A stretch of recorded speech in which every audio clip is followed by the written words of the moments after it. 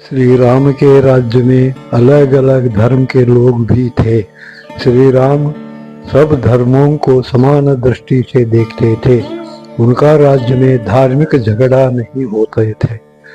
सदाचार ही धर्म है। जिस आचार को पालन करके हम सत्य दर्शन कर लेते हैं वही धर्म या सदाचार कहा जाता है। दुराचार करके सत्य साक्षात्कार पाना असंभव है। सत्य साक्षात्कार होने के बाद अहंकारवश होकर दुराचारी बन सकते हैं। सत्य किसे कहा जाता है? जो चीज प्रलय में सब नष्ट होने के बाद भी जो बच जाता है और जो चीज देश काल से परे है वही सत्य है। अर्थ है कि दुनिया में जो अमर है वही सत्य है। अभी तक एक ही सत्य है और अलग अलग धर्म उस सत्य को जानने का अलग अलग मार्ग है कहा जाता था, मगर वास्तव ऐसा नहीं है। सत्य को जानने का मार्ग भी एक ही है। इससे पता चलता है कि विश्व धर्म है। विश्व धर्म ही सभी धर्मों का सार है। विश्व धर्म है तो उसमें क्या है? उसमें है सत्संग और सदाचार। सदाचार क्या है? सत्य ग्रहण करने के लिए आवश्यक सात्विक मन पाने के लिए किए जाने वाला भावनाएं और क्रियाएं, इनको अंतः सुशिक्षण कहा जाता है। धर्म का आचरण बाह्य सुशिक्षण कहा जाता है। हम अंतः सुशिक्षण पालन करते, बाह्य सुशिक्षण आचरण करते सत्य का ग्रहण कर सकते हैं। अंतः सुशिक्षण पालन करना आवश्यक है। बाह्य सुशिक्षण में हम बदलाव कर सकते हैं। शरीर पर भार हमारा जीवन के लिए जितना मददगार है उतना ही आध्यात्मिक विषय में आचरण भी मददगार है। इनमें बदलाव कर सकते हैं। अब हमारा अगली सवाल है कि सत्य जानने का मार्ग एक ही है तो धर्मों में व्यत्यास क्यों है? जिंदगी में मुक्ति ही मुख्य है तो भी रास्ता में हम कई सवालों का सामना करना पड़ता है। ऐसा सवालों का परिहार किए बिना हम आगे बढ़ नहीं सकते। उन संदर्भों के अनुसार हमारा रास्ता थोड़ा तिरछा होता है। ऐसा तिरछापन से धर्म अलग अलग दिखते हैं। आज का समय में मौजूद सभी धर्म अंतः सुशिक्षण में एक जैसे ही है। केवल इस्लाम अलग मार्ग दिखाता है। इसी कारण से अन्य धर्मों से विरोध, अवमान, दबाव, झगड़ा जैसा संदर्भों का सामना करना पड़ रहा है। कुरान स्वतः अल्लाह से बताए गए धर्म है। इसमें कई सवाल उठते हैं। क्या इन मुसलमान भाइयों का जिंदगी ऐसे ही बीतना चाहिए? अगर भगवान एक ही है, अनेक नाम है, तो भगवान ऐसी स्थिति क्यों पैदा किया है? क्या इस स्थिति से मुक्ति नहीं मिलेगा? इस समस्या को सही सही समझने के लिए हम इस्लाम धर्म का जन्म समय में जाना होगा।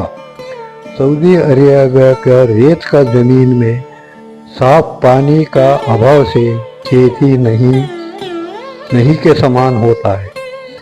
वहाँ का भोजन मांस और मछली है।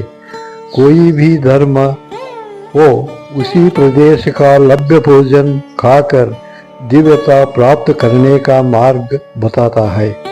बाद में देवता का दर्शन होने पर अपना कष्टों का परिहार के लिए देवता से मार्ग पूछते हैं। इस्लाम के विषय में भी वही हुआ।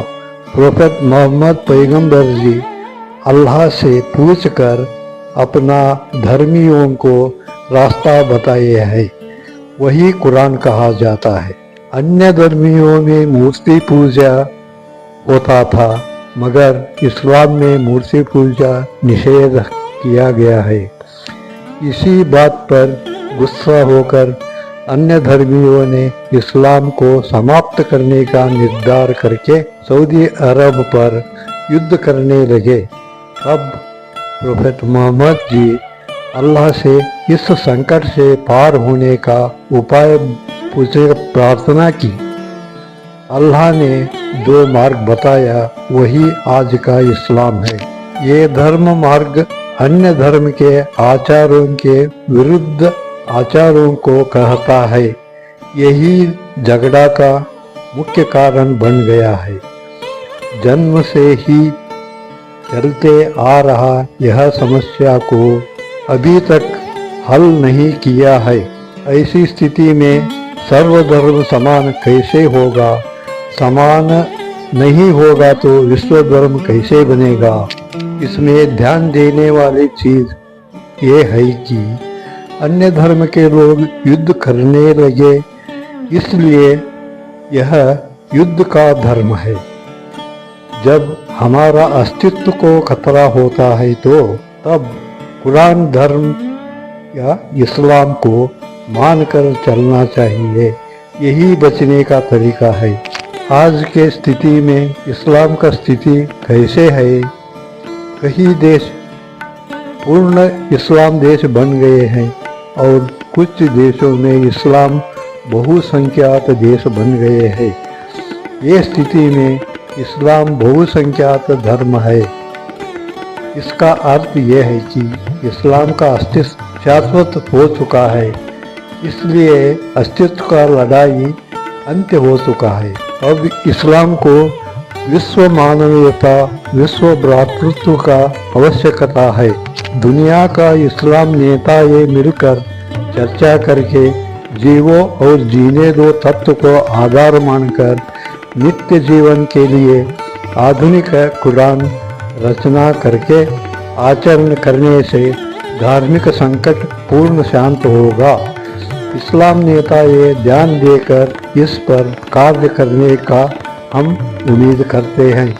इसका और एक उदाहरण है, महाभारत युद्ध में भगवान कृष्ण ऐसे ही सदाचार और नियमों का उल्लंघन भी किया और करवाया भी।